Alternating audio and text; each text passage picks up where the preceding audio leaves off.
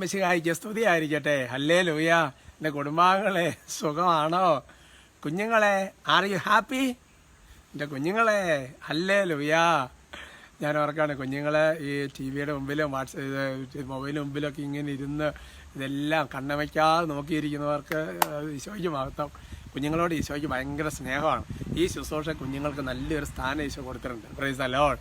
പരമ സഹോദരങ്ങൾ, എനിക്ക് ഒരു കാര്യം അറിയിക്കാനുണ്ട്. എന്നിട്ട് നമുക്ക് നന്മ പറഞ്ഞവരും ചൊല്ലാം.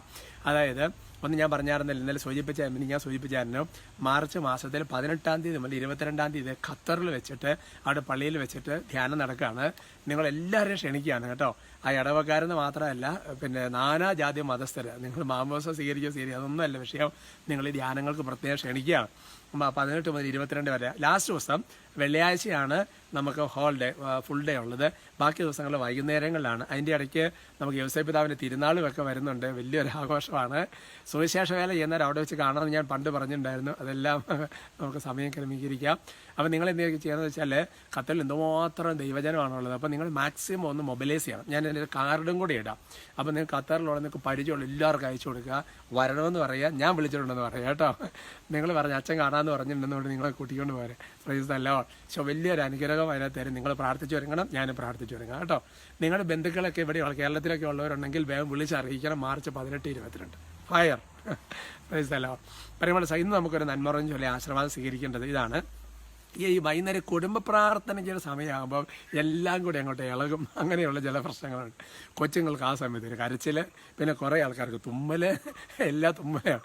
അല്ലാന്നുണ്ടെങ്കിൽ അപ്പോൾ ആരൊക്കെ ഒന്ന് ദേഷ്യപ്പെട്ടു, അപ്പോൾ അതുമായി അതിൻ്റെ ഇടയ്ക്ക് എന്തെങ്കിലും വേറെ പ്രശ്നം വന്നു, അല്ലെങ്കിൽ സമയത്ത് വന്നില്ല, ആ സമയത്ത് ഗസ്റ്റ് വന്നു.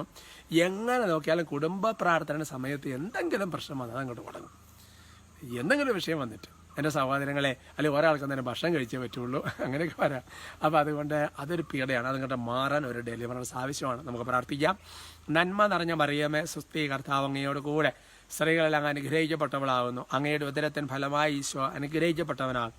പരിശുദ്ധ മറിയമേ, തമ്പുരാൻ്റെ അമ്മയെ, പാപികളായ ഞങ്ങൾക്ക് വേണ്ടി ഇപ്പോഴും ഞങ്ങളുടെ മരണസമയത്തും തമ്പുരാനോട് അപേക്ഷിച്ച് വരണമേ. ആമേൻ. Praise the Lord.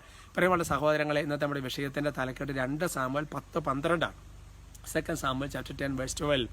അതിനും ഇതാണ്: നമ്മുടെ ജനത്തിനു വേണ്ടിയും ദൈവത്തിൻ്റെ നഗരങ്ങൾക്ക് വേണ്ടിയും നമുക്ക് ധീരമായി പോരാടാം. ദൈവേഷ്ടം പോലെ ഭവിക്കട്ടെ. നല്ലൊരു വചനമാണ്.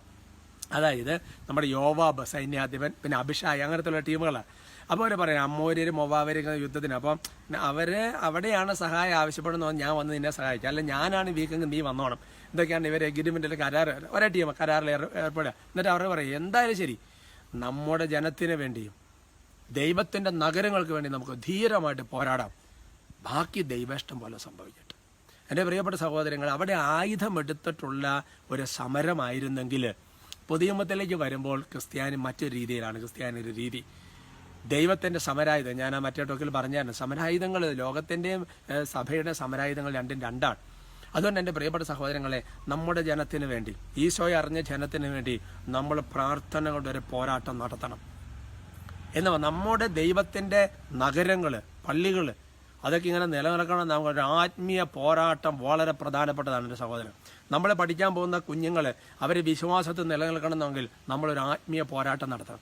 അങ്ങനെ ആത്മീയ പോരാട്ടത്തിന് പറ്റിയ സംഗതികളാണ് ഇത്. കണ്ടോ, ഈ സംഗതി ജപമാല ബെസ്റ്റ് ഒരു സംഗതിയാണ്. വചനം വേറൊരു സംഗതിയാണ്. കുരിശിൻ്റെ വഴി വേറൊരു മേഖലയാണ്. വൈദികര സമർപ്പകരൊക്കെ യാമപ്രാർത്ഥനകൾ മറ്റൊരു മേഖലയാണ്. കൂദാശകൾ, കുമ്പസാരം, വിശുദ്ധ കുർബാന അത് വേറൊരു ഭയങ്കര, അത് നമുക്ക് ചിന്തിക്കാൻ പറ്റാത്ത വേറൊരു ലെവലാണ് നമുക്കുള്ളതാണ്. അതുകൊണ്ട് പ്രാർത്ഥന കൊണ്ടുള്ള ഒരു പോരാട്ടമില്ലാത്തതിന് പിടിച്ചു നിൽക്കാൻ വേണ്ടി പറ്റിയല്ല. അതായത് ഇനി പ്രാർത്ഥന നടക്കണമെങ്കിൽ പോലും പിശാചിന് നമ്മളൊരു പോരാട്ടം നടത്തണം. അപ്പോൾ അതുകൊണ്ട് നമ്മുടെ ശത്രു മനുഷ്യരല്ല, പിശാചാണ്. അതുകൊണ്ട് തന്നെ ശത്രുവിനെ നമ്മൾ മനസ്സിലാക്കി കഴിഞ്ഞു. പിശാച് വസിക്കുന്ന ആൾക്കാരും അങ്ങനത്തുള്ള പ്രസ്ഥാനങ്ങളും ഉണ്ട്. ഇതൊക്കെ പ്രാർത്ഥന കൊണ്ട് അടിച്ച് തകർന്നു പോകും. എൻ്റെ പ്രിയപ്പെട്ട സഹോദരങ്ങളെ, ഇത് 2000 വർഷത്തിൻ്റെ ഹിസ്റ്ററി അല്ല ഇരിക്കുന്നത്. ഇതൊക്കെ ചുമ്മാ എന്ന് വിചാരിച്ചോ? അപ്പോൾ അതുകൊണ്ട് എൻ്റെ പ്രിയപ്പെട്ട സഹോദരൻ, നമ്മൾ നന്നായിട്ടും കൂടെ ഒരു പോരാട്ടം നടത്തണം. ഒരു പ്രാർത്ഥനയുടെ പോരാട്ടം എല്ലാ തലങ്ങളിലും നമുക്ക് ആവശ്യമാണ്. പിടിച്ചു നിൽക്കണമെന്നുണ്ടെങ്കിൽ പിടിച്ചു നിൽക്കുന്നത് ഒരാവശ്യമാണ് എൻ്റെ സഹോദരങ്ങളെ. അതൊരു വിശ്വാസത്തിന് വേണ്ടി പോരാടണമെന്ന് ബൈബിൾ വചനമുണ്ട്. വിശ്വാസത്തിന് വേണ്ടി പോരാടണം. അതുകൊണ്ട് നമ്മളൊരു പ്രാർത്ഥനയുടെ പോരാളികളായിട്ടും പടയാളികളായിട്ടും മാറണം എൻ്റെ സഹോദരങ്ങളെ. അടുത്ത കാലഘട്ടത്തിൽ ദൈവാത്മാവ് നമ്മളെ വിളിക്കുക. Price the Lord. കർത്താവ് വൃത്തി അനുഗ്രഹിക്കട്ടെ കേട്ടോ. അപ്പം അതുകൊണ്ട് ഈ വചനമൊക്കെ പഴയ നിയമത്തിലെ വചനമൊക്കെ അത് യുദ്ധമൊക്കെ ആയിരുന്ന വാളായാലും അതൊക്കെ അങ്ങനെ ചിന്തിക്കരുത്. പുതിയ നിയമത്തിലൊക്കെ അതിൻ്റെ അർത്ഥമുണ്ട്. എഫേസസ് 6 എടുത്ത് വായിച്ചു നോക്ക്. Price the Lord. നമുക്ക് ഒരുമിച്ച് സ്തുതിക്കാം. ഈശോയെ ഞങ്ങളങ്ങ് ആരാധിക്കുന്നു, സ്തുതിക്കുന്നു, നന്ദി പറയുന്നു, മഹത്വപ്പെടുത്തുന്നു. എൻ്റെ പിതാവേ കരുണ വർഷിക്കണമേ എന്ന് പ്രാർത്ഥിക്കുന്ന കർത്താവ്. അവിടുത്തെ കരുണ വർഷിക്കണം. ദൈവമേ, ദൈവത്തിൻ്റെ കരുണയിൽ ഒരിക്കലെങ്കിലും ശരണപ്പെട്ട ഒരൊറ്റ ഒരാത്മാവിനെയും ദൈവം തള്ളിക്കളയുകയില്ല. കർത്താവെ, കരുണയ്ക്ക് വേണ്ടി പ്രാർത്ഥിക്കാൻ ഒരു പ്രത്യേക അഭിഷേകം ഓരോരുത്തരുടെ മേലും വന്ന് നിറയട്ടെ.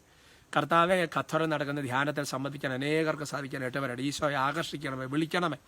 ഓ ദൈവമേ, പ്രത്യേകിച്ച് കുടുംബ പ്രാർത്ഥനയുടെ സമയത്ത് ഏതെങ്കിലും തരത്തിലുള്ള സാഹചര്യങ്ങൾ, തടസ്സങ്ങൾ വന്ന് അത് പൈശാചികമാണെങ്കിൽ അങ്ങനെ ഏത് മേഖല തടസ്സം ഉണ്ടാക്കുന്ന എല്ലാ സ്വാധീനങ്ങളും ബന്ധിക്കുന്നു, വിട്ടുകൊണ്ട് കുടുംബ പ്രാർത്ഥന സ്വസ്ഥമായി നടത്തേണ്ട കൃപ നിങ്ങളുടെ ദൈവാത്മാവ് തരട്ടെ, ഇപ്പോഴും എപ്പോഴും എന്നേക്കും. ആമേൻ.